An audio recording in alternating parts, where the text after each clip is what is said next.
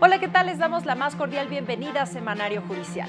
Soy Lorena Sánchez Cabrera y tendré el gusto en los próximos minutos de darle cuenta de las sentencias más relevantes de la Suprema Corte en pleno y salas, así como de las decisiones más importantes del Tribunal Electoral y órganos jurisdiccionales federales, junto a mi compañera Eusiris Rostro, quien nos acompaña en la interpretación en lengua de señas mexicana.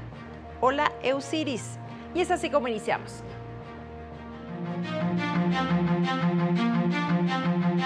Por violar el principio de igualdad y no discriminación, la Corte invalidó disposición de Baja California Sur que regulaba las licencias de maternidad y paternidad. La primera sala estableció que familiares de víctimas de feminicidio tienen derecho a ser reconocidas como víctimas indirectas. Reconocen que en Iberoamérica la independencia de los poderes judiciales está en riesgo. El Tribunal Electoral ordenó al INE revisar reglas que regulan la participación de candidatos judiciales en foros de debate, mesas de diálogo y encuentros.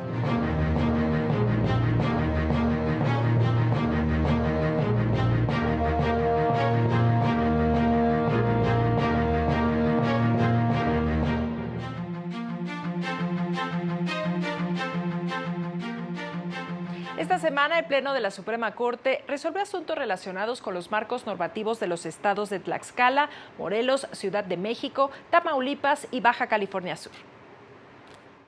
Esta semana el Pleno de la Corte declaró que viola los derechos de igualdad y no discriminación, que a las madres trabajadoras se les concede una licencia de maternidad de 3 meses, mientras que a sus parejas y a las personas adoptantes solo se les otorguen 10 días de licencia. Por ello invalidó esa disposición de la Ley de los Trabajadores al servicio de los poderes del Estado y municipios de Baja California Sur.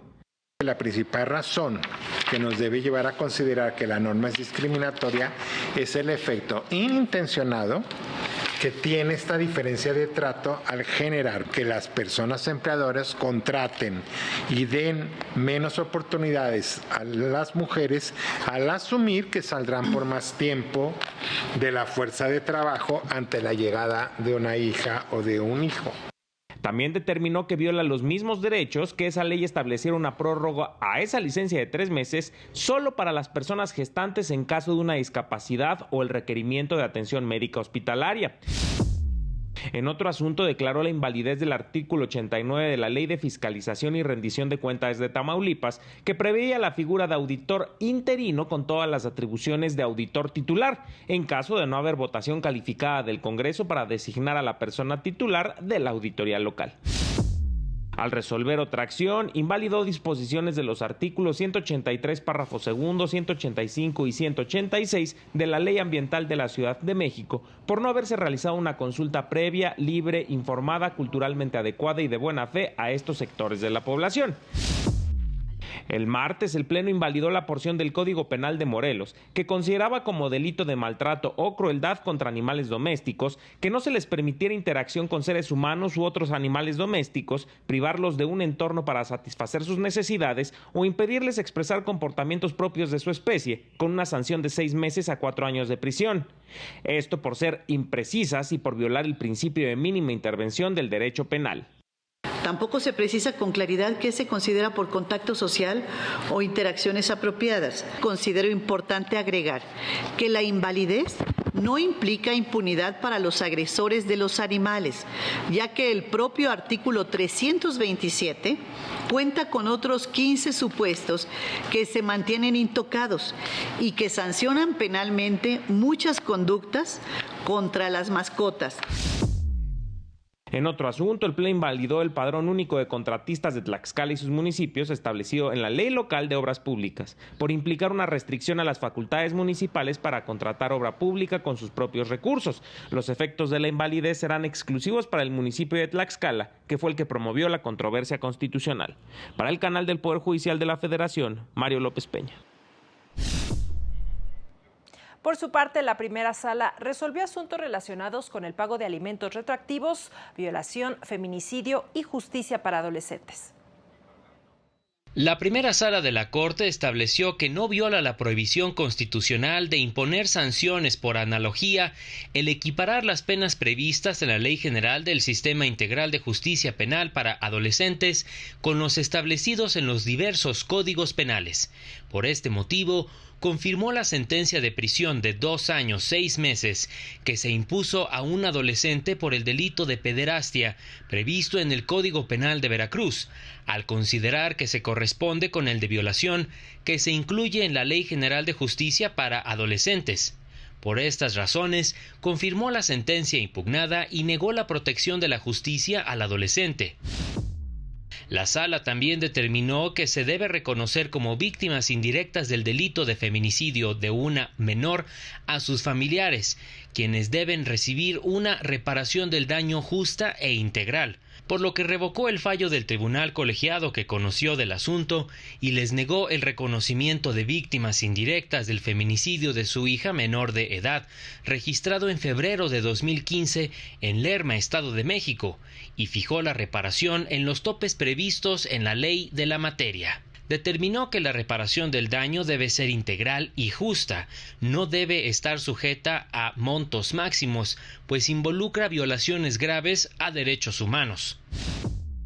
En otro asunto, determinó que no violan el principio de igualdad y no discriminación entre el hombre y la mujer los artículos del Código Penal de Quintana Roo que sancionan el delito de violación en contra de una persona menor de 14 años o que se realice en contra de la voluntad del afectado, mismo que se sanciona con prisión de 30 a 50 años y de 2,000 a 3,000 días de multa, pues la norma está redactada de manera neutra y define con claridad el tipo penal que sanciona. Por otra parte, al resolver una contradicción de criterios entre tribunales colegiados, estableció que la cuantificación de los alimentos retroactivos derivados del reconocimiento de paternidad hecho en la resolución judicial debe realizarse en la misma sentencia definitiva en la que se reconozca la procedencia de su pago, ya que forma parte de los puntos litigiosos de la controversia civil familiar. Con información de José Luis Guerra García para el canal del Poder Judicial de la Federación. La segunda sala de la Corte estableció que se debe agotar la etapa de conciliación prejudicial prevista en el nuevo sistema de justicia laboral cuando se demandan prestaciones de seguridad social, como son la pensión por cesantía en edad avanzada y vejez, la devolución y pago de aportaciones de seguridad social al IMSS, al Infonavit y las correspondientes a las AFORES, al no encontrarse los supuestos de exclusión previstos en el artículo 685 ter, fracción tercera de la Ley Federal del Trabajo. Al resolver una contradicción de criterios entre tribunales colegiados, recordó que uno de los ejes fundamentales de dicho sistema es la conciliación como vía alternativa para la solución de controversias laborales a través de centros de conciliación especializados, autónomos e imparciales, con lo que se garantiza el derecho de acceso a la justicia, eliminando aquellos elementos que la hacían lenta, costosa y de difícil acceso. Mecanismo que se encuentra reconocido tanto a nivel nacional como internacional, mismo que ha permitido que la mayoría de los conflictos se solucionen por esta vía en un tiempo promedio de 45 días.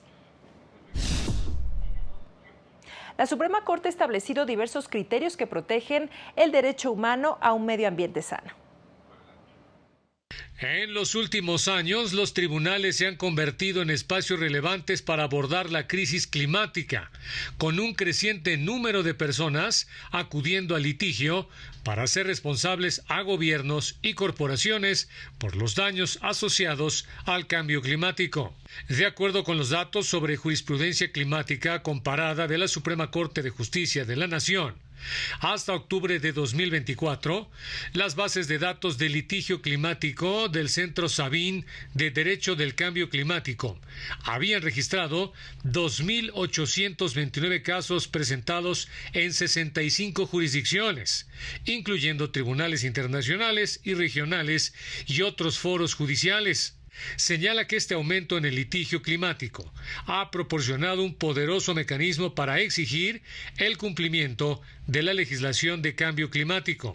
La Suprema Corte ha puntualizado que el litigio también se ha convertido en un medio para buscar la compensación por los daños relacionados con el clima, así como para obligar a los sectores, tanto público como privado, a realizar esfuerzos de mitigación y adaptación más ambiciosos.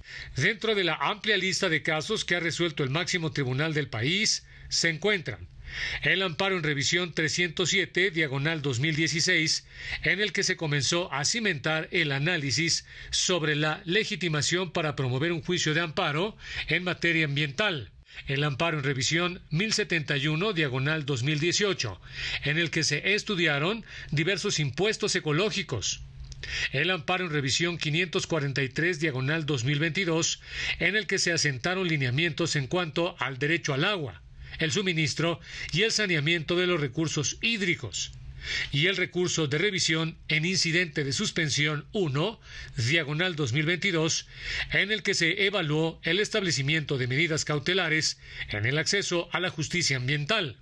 En este sentido, la Suprema Corte de Justicia de la Nación ha enfatizado que los tribunales reconocen cada vez más la relación entre cambio climático y derechos humanos, y en particular el derecho a un medio ambiente sano. Para el canal del Poder Judicial de la Federación, Óscar González. Y también ha definido el alcance del derecho a la salud y garantizando el derecho a la privacidad de las personas con VIH-Sida. En México viven cerca de 1.2 millones de personas con VIH, quienes enfrentan discriminación y carecen de servicios de salud. Ante esta situación, la Suprema Corte de Justicia ha tomado medidas para proteger los derechos de este sector, al abordar aspectos relacionados con la no discriminación, la atención médica, el acceso al empleo, la justicia y la reparación del daño. La Corte ha reafirmado que las personas con VIH no deben ser objeto de marginación en ningún ámbito, incluyendo laboral y educativo. Este principio se fundamenta en la igualdad ante la ley, que prohíbe cualquier tipo de discriminación basada en la salud. En este sentido, el Alto Tribunal ha invalidado prácticas laborales que excluyen a grupos con este padecimiento, al subrayar que su condición de salud no debe ser motivo para limitar su derecho al trabajo. Asimismo, ha recalcado que el acceso a servicios de salud, incluidos tratamientos para el VIH, debe ser garantizado por el Estado, al igual que las personas con esta enfermedad deben recibir atención médica oportuna y adecuada. Finalmente, la Suprema Corte estableció que estas personas tienen derecho a la reparación del daño en casos de violaciones a sus derechos, el cual incluye no solo compensaciones económicas, sino también medidas que restauren su dignidad y las condiciones de vida de las víctimas. Para el canal del Poder Judicial de la Federación, Rosy García. Vamos a hacer una pausa, pero seguimos en Semanario Judicial. No se vayan.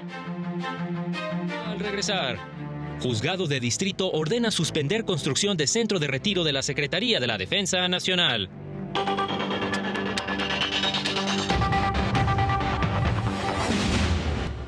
Ya estamos de regreso en Semanario Judicial. En el marco de la 22ª Cumbre Judicial Iberoamericana, el ministro Jorge Mario Pardo Rebolledo reconoció que de no garantizarse la autonomía e independencia de los poderes judiciales, se pone en riesgo la división de poderes. Representantes de todos los poderes judiciales de Iberoamérica advirtieron sobre los riesgos de la pérdida de la independencia judicial.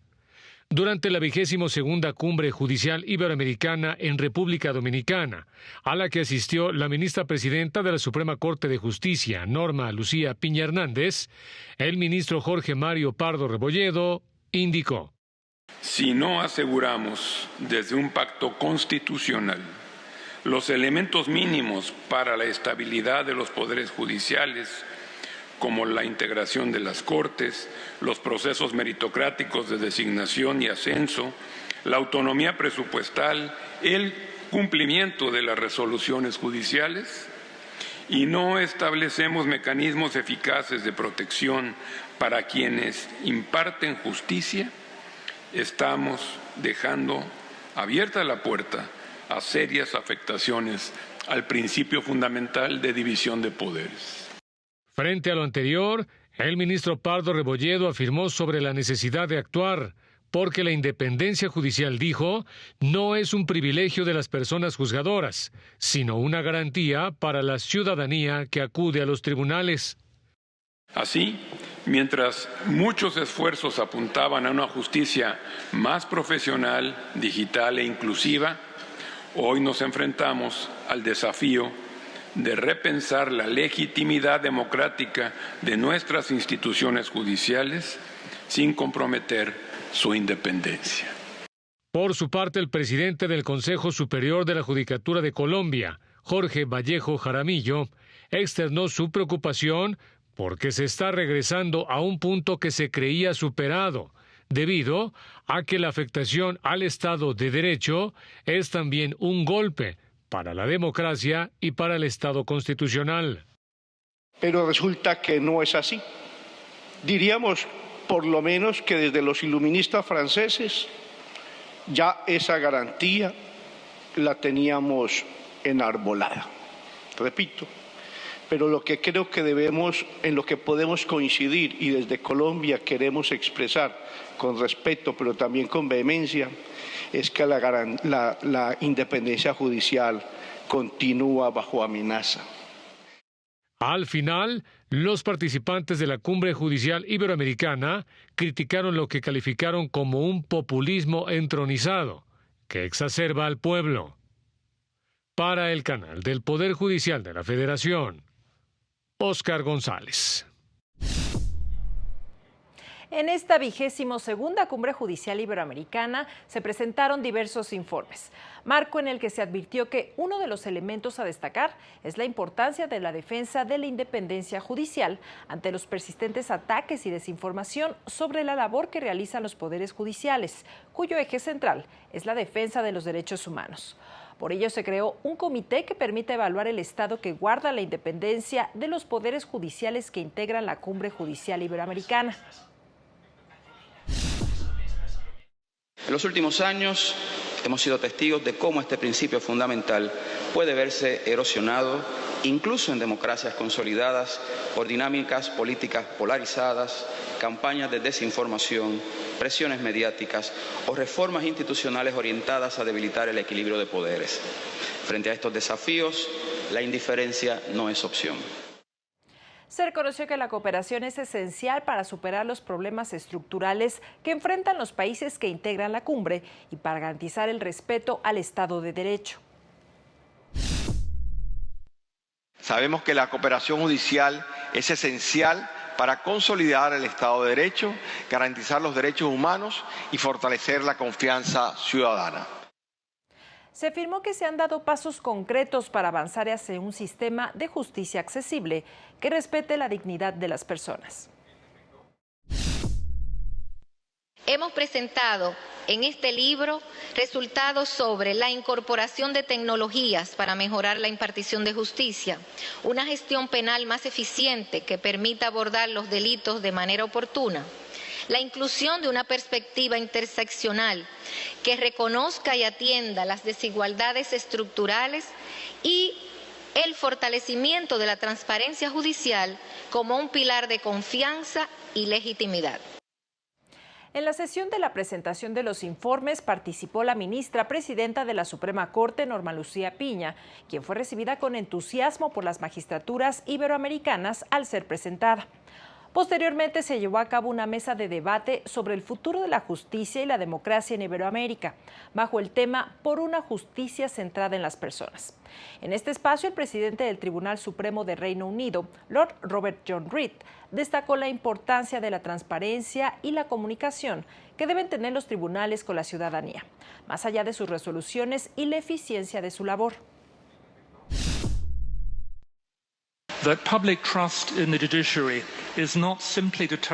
La confianza ciudadana en el Poder Judicial no se determina únicamente por qué tan eficiente y honestamente operan las Cortes, sino también por la manera en que se comunican. La mayoría de las personas se enteran de la labor del Poder Judicial y generan opiniones sobre las Cortes a partir de los medios de comunicación, pero la cobertura en los medios no siempre es correcta. Por su parte, Michelle Mouchet, directora regional del Programa de las Naciones Unidas para el Desarrollo, habló sobre el futuro de la democracia. América Latina es la única región que en este momento, en términos prácticos, tiene la posibilidad tangible de avanzar en su senda hacia el desarrollo a través de la democracia. Y esto no es algo que puede darse por sentado. Esto también nos lleva a pensar que de una u otra forma el futuro de la democracia en el mundo se está jugando hoy en Iberoamérica. Esta semana fue presentado un informe sobre la situación que enfrentan las personas migrantes en diversos países de América Latina, incluido México. Las personas migrantes que buscan asilo o refugio en países de América Latina continúan enfrentando serias barreras para el reconocimiento de sus derechos fundamentales. Es el principal desafío que se resalta en el informe sobre la situación de derechos de personas con necesidad de protección internacional en busca de asilo y refugio en América Latina, un análisis regional de las zonas de frontera que se realizó en 5 países, incluido México. Todos los informes de los capítulos de cada país rescatan que si bien la legislación nacional de cada uno contempla un catálogo amplio de derechos de estas personas, en la práctica sigue siendo muy retador protegerlos. Entre esos retos está el desincentivo a solicitar la protección internacional a través de la figura del asilo o refugio, dependiendo del país. El informe sobre México lo presentó Yamil Esquivel, del Instituto Federal de Defensoría Pública, quien destacó la militarización que se ha intensificado en las fronteras de nuestro país por presión de Estados Unidos. Como respuesta a estas presiones económicas y políticas de Estados Unidos y también por intereses propios de la nación, el papel de las Fuerzas Armadas, quienes son de carácter militar, han tenido mayor injerencia en el control migratorio. Denunció también la falta de emisión de documentos de personas migrantes que inician su procedimiento de solicitud de refugio para evitar la devolución a sus países. Y las personas se están quedando sin documentos y están en una especie de limbo legal donde no pueden acceder, donde no pueden moverse del estado donde están o son sujetas a abusos, omisiones de la autoridad, así como al crimen organizado. Para el canal del Poder Judicial de la Federación, Juan Carlos González. El Juzgado Primero de Distrito con residencia en Quintana Roo concedió una suspensión provisional para detener las obras de construcción de una casa de descanso para personal de la Sedena y del Fuerte San Felipe en la Laguna de Bacalar. Esto dentro del amparo que promovieron 23 infantes y adolescentes de dicho municipio, en el que reclaman la protección de su derecho humano a un medio ambiente sano, al agua, a la salud, a la cultura, a la información y a la participación pública en asuntos ambientales. En la resolución, el juez de distrito estima que las obras podrían generar daños irreversibles al ecosistema y al patrimonio natural, por lo que la Sedena debe abstenerse de continuar con ellas hasta que se resuelva si se concede la suspensión definitiva. Además, vincula a diversas autoridades para que verifiquen si las obras realizadas representan un riesgo para la laguna, la biodiversidad que alberga y su entorno histórico, si altera la flora y fauna locales, incluidos organismos milenarios como los estromatolitos, y si compromete la salud del manglar. La Defensoría Pública Federal acompaña a los infantes promoventes del juicio para garantizar su acceso a la justicia. Durante un foro que organizó la Corte, se demandó poner fin a mitos sobre las personas de la diversidad sexual, con el fin de que se respeten sus derechos. Los criterios del máximo tribunal han impulsado el respeto de los derechos de las infancias trans frente a la deuda histórica que existe en su reconocimiento. Así lo indicaron especialistas al participar en una jornada de diálogo organizada por la Unidad General de Conocimiento Científico y Derechos Humanos de la Suprema Corte. Como la Corte pues ya ha tenido sentencias emblemáticas defendiendo el libre desarrollo de la personalidad, la autonomía progresiva de las infancias, el derecho a la igualdad y no discriminación. Y me atrevo a decir que la Corte ha sido punta de lanza para que los derechos de las personas trans, en particular de las infancias trans, sean reconocidos. En el marco de la conmemoración del Día Internacional contra la Homofobia, Transfobia y Bifobia, propusieron crear protocolos en el sector médico para evitar la mutilación de bebés intersex. Sí existe una deuda histórica con las infancias trans.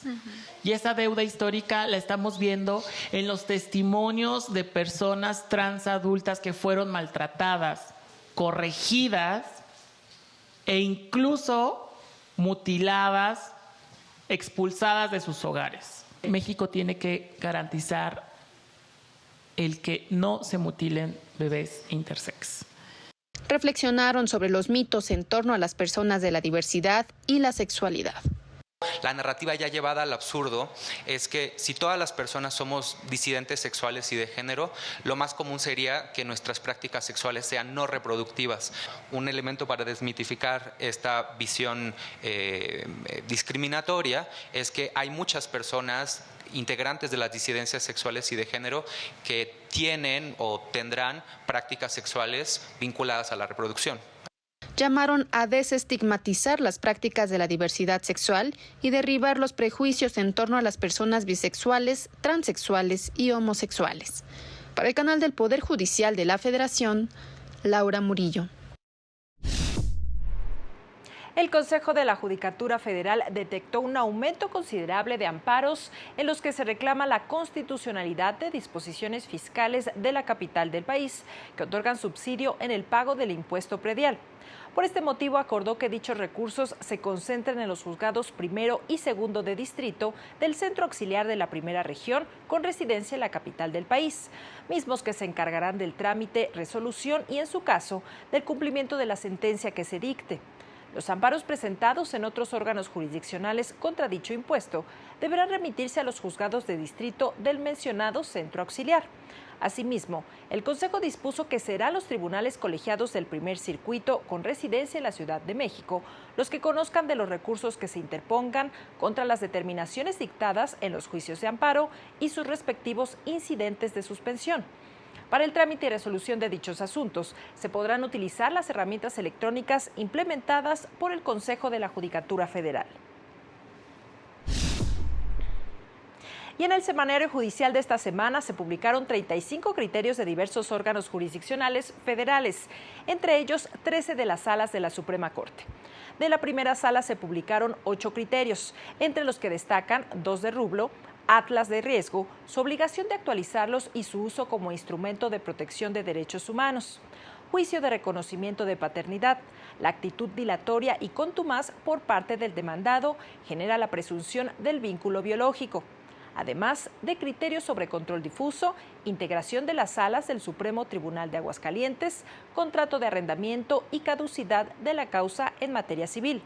De la segunda sala se publicaron 5 criterios, entre los que destacan pensión por viudez y orfandad, los artículos 36, primer párrafo y 40, primer párrafo de la ley del ISFAM, no violan los derechos de igualdad y no discriminación, y FOBISTE, el descuento que realiza las dependencias por concepto de cobro del crédito para vivienda debe permitir a los acreditados conocer si corresponde al esquema elegido en el contrato hipotecario. De tribunales colegiados se publicaron 22 tesis aisladas sobre temas relacionados con estereotipos de género en el procedimiento laboral, condiciones de trabajo y contrato de seguro de vehículos, entre otros. Esta semana, el Tribunal Electoral resolvió asuntos relacionados con las reglas que regulan los foros de debate y mesas de análisis de personas candidatas en la próxima elección judicial federal.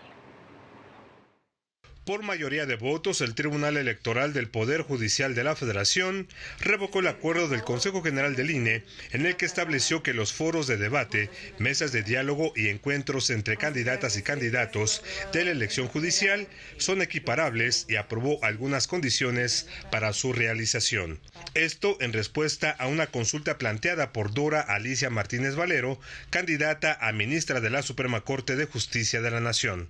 En su proyecto, la magistrada Yanine Otárola Malací proponía confirmar el acuerdo al considerar que el INE sí justificó por qué esos formatos de participación dentro de la elección judicial son equiparables.